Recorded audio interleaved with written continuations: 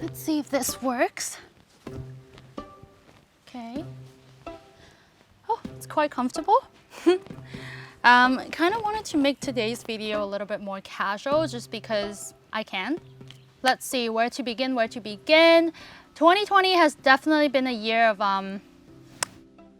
year of realizing stuff for me. Just like the old saying goes, there are always two sides of the coins, and I think this theory definitely applies for this pandemic. Yes, virus sucks, quarantine sucks, losing someone you love sucks, closing down business sucks, travel ban sucks.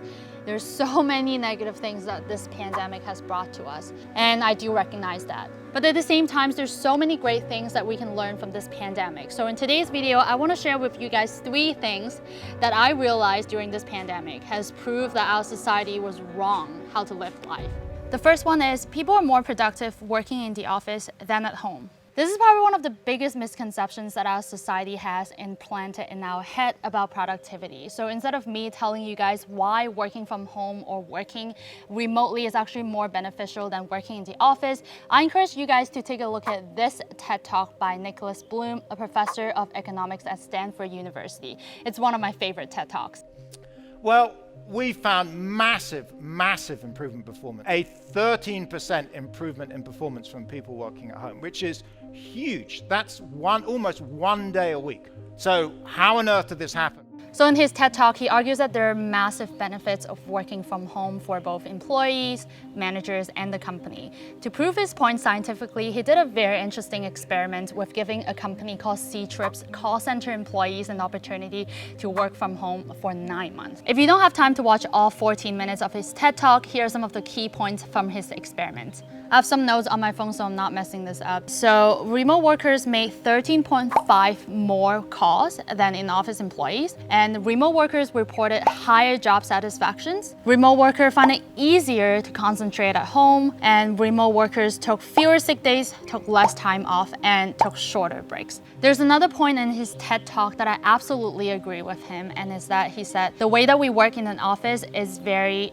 backward looking, and our modern society doesn't need to be that way anymore because of the inventions of modern communication technology and the internet. And it's true, what's the point of inventing all those technology that enable us to be accessible for 24/7 a day and 365 days a year if we don't use it? Why are we even expected to be working in an office when clearly the same task could be done remotely in a more productive manner?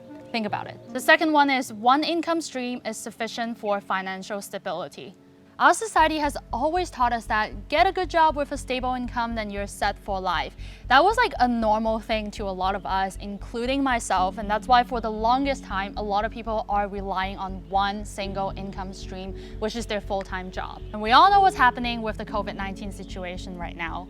More than 40 million people have been laid off. Big, medium, small companies are all fighting during this time to keep their doors open. Despite how valuable we think we are as an employee, what's been made so painfully clear during this time is that on the balance sheet of our respective employees are just categorized as an expense.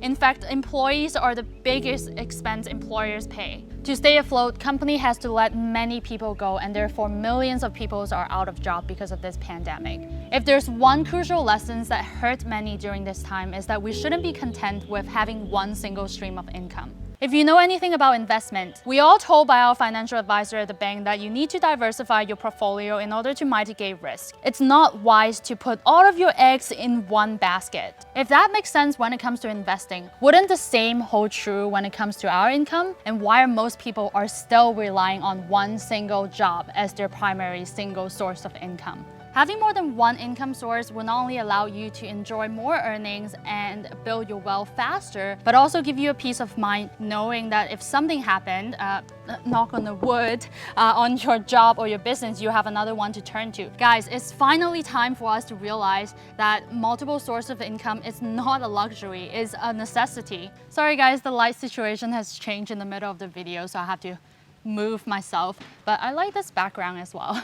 The third thing is freelancing or working for yourself is risky, while working in a traditional job is safe. This is last but certainly not the least wrongful assumptions of how we should live our life, our society has once again conditioned us to believe that having a job is the safest route in life, and that freelancer entrepreneurs' life are only for those who don't mind the risk. That's honestly so outdated, and I'm about to tell you why freelancing is safer than a 9-to-5 job.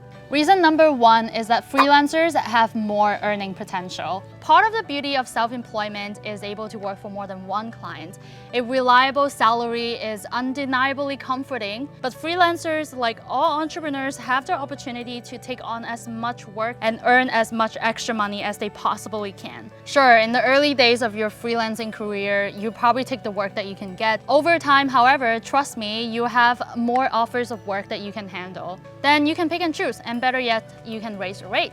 Second reason is that you have 100% job security. Nobody can fire you when you're the boss. Sure, freelancer and entrepreneurship has its ups and downs, but as long as you keep at it, you will have complete control over your future and your earnings. I've personally found that being a freelancer has much more job security than any other jobs that I've held. I have a constant flow of clients, and I'm always getting new inquiries from other people who would like to work together, so I'm not relying on another boss or business to keep me afloat. So the point is, once you put in the time and build your clientele, it's very likely that you'll have a sustainable freelancing business that will be around for the long haul.